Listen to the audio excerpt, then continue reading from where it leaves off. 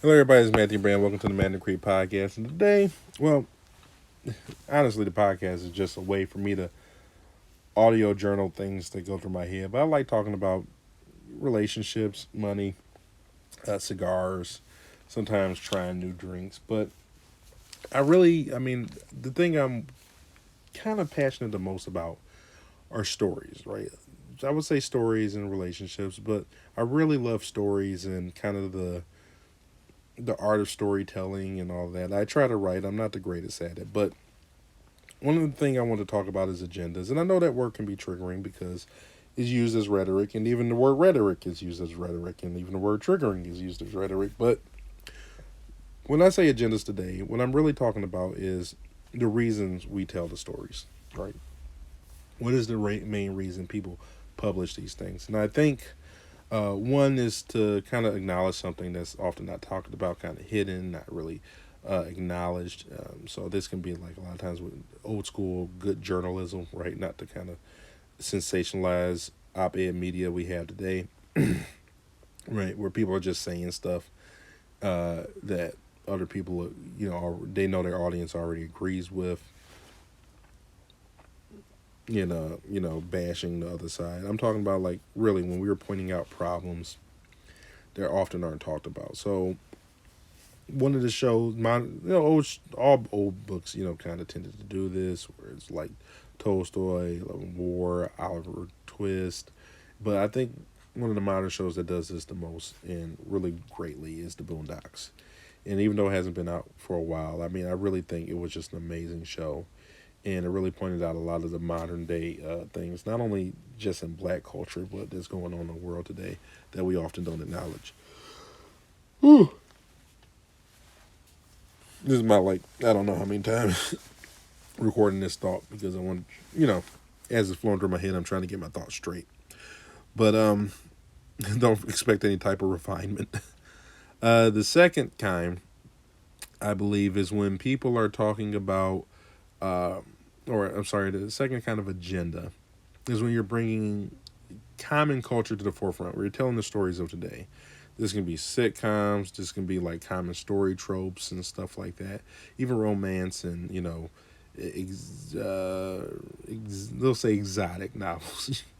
You know what I mean? Change a letter, but it's something that we bring to the forefront because this is something that the appeals to the people of the day, and it's for entertainment, but it's also problem solving, showing how these things really do happen, and yes, it's acknowledging problems, but it's problems that we all notice. It's problems that we all agree on, and sometimes we may disagree on the solutions, but this is why people bring an agenda, and sometimes it's just to bring more.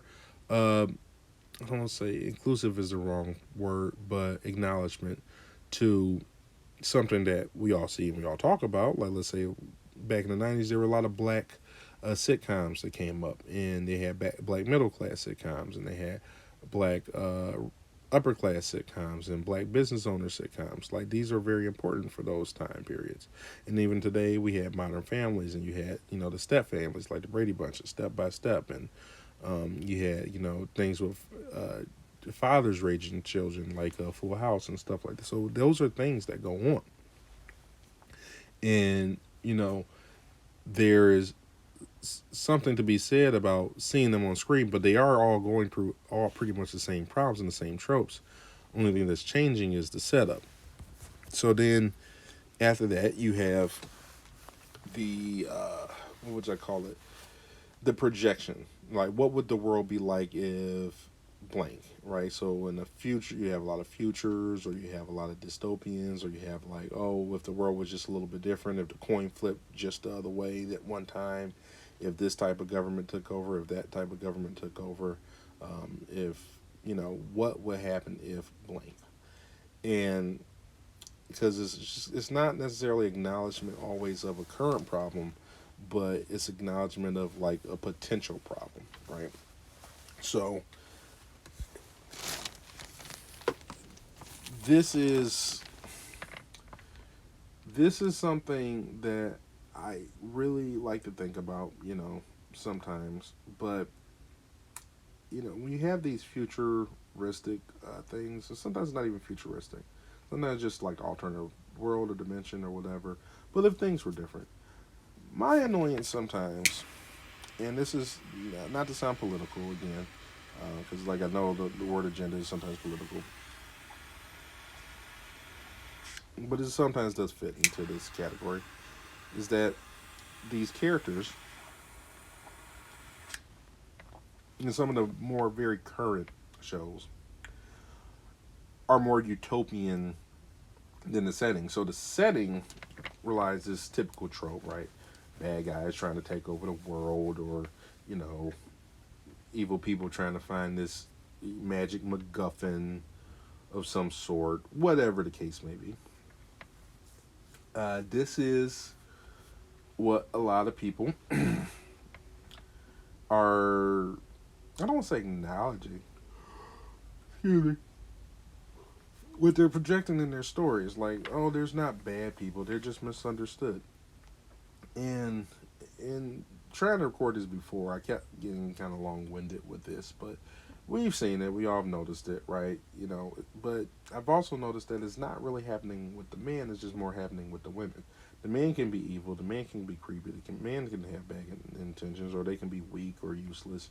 But the women, oh, they're just, they're misunderstood, or they have, we don't understand what they're going through at home, and they have a lot of pressure, so they're, being rough because they're just thinking about their people, or their, I think Raya and the Last Dragon, right, or Frozen, right. You get two kinds of guys: the guys who are evil, like what's that guy? I can't think of his name. Not I can't think of his name, but the bad guy in Frozen. Can't can't think of his name at the moment. And then you have Weaselton, who's like the creep, right? So that's the creep. Was Mr. Whistleton or Weaselton, and then you have Kristoff, I believe, is the protagonist character alongside Anna. And Kristoff is he's not useless, but he's not necessarily useful. And then Olaf, he's an idiot. He's a smart idiot. He's like a he's basically the almost like a Pumbaa, like a stoner. Like he knows things, but at the same time, sometimes he's pretty oblivious about some very obvious stuff. And that's kind of where it all kind of comes to. Those are the men that you can get. I think Frozen is a prime example of the kind of man you can get, and the women, they're also a prime example of two kinds of women. Like Elsa, the typical Snow Queen story is a little bit closer to Narnia, or this woman, she takes one of the siblings, slowly turns them into ice, and the other sibling has to kind of brave their way to the Ice Queen's castle and overcome some type of challenge or whatever of love to get them back. And this can vary. But Elsa isn't a villain in this one. You just don't understand what's going on with her. She was told to conceal and not feel and not be herself, and there's a lot of pressure. So, and she finally exploded from the pressure, and she just wants to be left alone. It's all emotional damage, right? And this is common, like becoming more of a common trope. I think the last, even somewhat villain I remember a woman being would be Mother Gothel, who again, uh, she's not really doing it out of vengeance or spite or evil. It's just she's cracking an egg. She, I think she would have been cool just keeping the flower, but they took the flower, so she's got to kidnap the girl. The next person, who came after Mother, or not Mother God, who came after Frozen? I can't remember. I know in Kanto the woman was just her, like, brave. Her mother was a bear.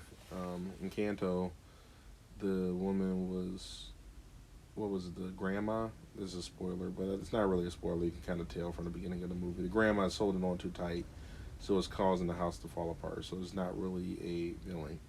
And And what's the show with the boys? Luca, right? Luca. So now you have this show with these boys, and the boys, they're fine, and the girl's fine, but the villain's just this creepy guy. He's not intimidating or scary or whatever. We've lost villains, and in that, I feel that we've lost the understanding of challenges. Where if you take the tropey, right, the last agenda, where we're just kind of pulling tropes, the chosen one may feel like a trope, but that's really how it feels when you've fallen into your calling, right? It's not always a fairy or some big half giant man riding a flying motorcycle, or some old dude who hands you a sword and says it's dangerous to go alone, that sends you on your path. Sometimes it's just your calling, and you fall into that, and then all these other things start falling by the wayside as you answer that call. And it's really, those kind of things are really important for people to understand. But sometimes, the chosen one becomes so tropey, we lose that point in the story. But just like in Harry Potter, as they point out, Neville could have easily been Harry Potter. I don't know if anybody's a Harry Potter fan or not, but if you watch the series or read the books, it's hinted that, like, there's a prophesized boy who's supposed to take on the role, and it ends up being Harry. But it also shows it clearly could have been Neville, who's this originally chubby boy that just kind of overlooked for most of the movies, and he kind of shows up and like takes out one of the main bad guys, and it's like, oh yeah, he's he completely fits the mold. And that's how it is in a lot of the world is, you answer this chosen call and you handle these challenges, but there are sometimes real villains, there's real obstacles, and by painting it so that there aren't any, or that like half the population could never be that, and also telling the other half of the population, like, well, those are your choices of what you can be, is some girl's sidekick. I think we're really doing a disservice to our youth, and these are typically targeted as. And it's even worse. And I tell this to, I don't think any parent really would be watching this or listening to this. I don't think anybody really will be listening to this. But if you see any animation that's loopy, as a guy who watches animation, if you see any animation where it's like the lines are really loose, like they have spaghetti arms, they kind of curve, and it's really really colorful, that's a show that's targeting children. I'm not saying they're necessarily targeting them with any, again, I don't mean political agenda, but they're really targeting it. Like they're obviously marketing it to be as eye catching as possible. They've gone through all these little studies, and this isn't new to many people on YouTube, because YouTube had a whole thing about this where they were clearly using everything to target children, but it was hard to kind of distinguish what they were talking about. But you had some really messed up stuff, and some people were so dissected from it, because I watched whatever my kid was watching with them, and some of it was such garbage. It's just like you can't watch it anymore, even though it wasn't anything violent, or some of it was honestly somewhat sexual, but even though it wasn't necessarily violent or anything, I was like, yeah, you don't need to watch that. That is poison for your brain. And YouTube eventually had to kind of put a little bit of a stop to it, but for a while it was really really targeted. And I even think like that Coco Melon really fits in that category. But some people are like, what else am I supposed to have my child drool to while I wash the dishes? I understand it gets really busy as a parent. Don't get me wrong, but sometimes we really, I mean, you gotta pick your battles a little stronger. I'm not out to get Coco Melon, but if you take a picture, a little clip, some clips from the original Teen Titans. If you're a millennial, you might know that show, and Teen Titans Go. You can kind of see, like, yeah, maybe one's for kids, and one, and they don't have to be the same. They don't have to have as much depth, but sometimes uh, you are what you eat, if you catch my drift, right? If you watch something enough, it kind of leaks into you. And I think with the way that we're pushing this stuff on kids, I understand sometimes we're trying to be more inclusive, but sometimes we're doing this at a detriment. Like I remember this one guy, I don't remember his name. He does like Disney villains explained or something like that. I don't remember. He does like a lot of the mythology of Disney villains and different Disney characters and stuff like that, or Disney movies. And so, what is his name? Something John. I can't think of his name at the moment. But yeah, that's his channel. I haven't seen it in a long time, which shows how the algorithm works. They just kind of like completely erased them from from my feed. But I mean, I like the show, but he was way kind of further, left than I care for. But I think it was him who was commenting on. It was something about how he was watching a show, and maybe in the commercial or something, they were showing how dumb the man was and how stupid he was with housekeeping. It's just it rubs you the wrong way. It's like, yes, there's a correction in showing women being capable, but why do you have to put men down in the process? It just doesn't make sense to me. And this is what we're targeting kids with. And eventually men are going to grow up. Like, I don't remember growing up and seeing a lot of women be useless in shows. But now I currently see a lot of men being useless in shows. Like, I never watched The Lion King and thought, oh, Nala was stupid. You get what I'm saying? Or Nala was creepy. I don't remember the creepy woman in Aladdin. I might not, you might not care for the girls who are in what's essentially a brothel in Aladdin. That they just kind of hint to them being in a brothel. But in the end, like, Jasmine isn't dumb. Jasmine isn't useless. Jasmine isn't so much of a side character that she's incapable. Neither is the general in, or I think it was the general's son, or whatever in Mulan. Like, he's not incapable. He's not just a dude. I didn't watch the new Mulan, but from what I heard, he's just a soldier. So, and then you have another woman who's, these women are just magically amazing, and the men are just kind of there, or they don't understand.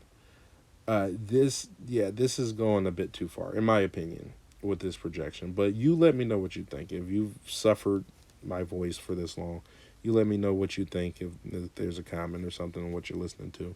And other than that, if you agree with anything I said, or if you have any thoughts, leave it in the comment section. And if you did enjoy or you tolerate this far, a like would help. And subscribe might help even better. Thank you very much. Peace out.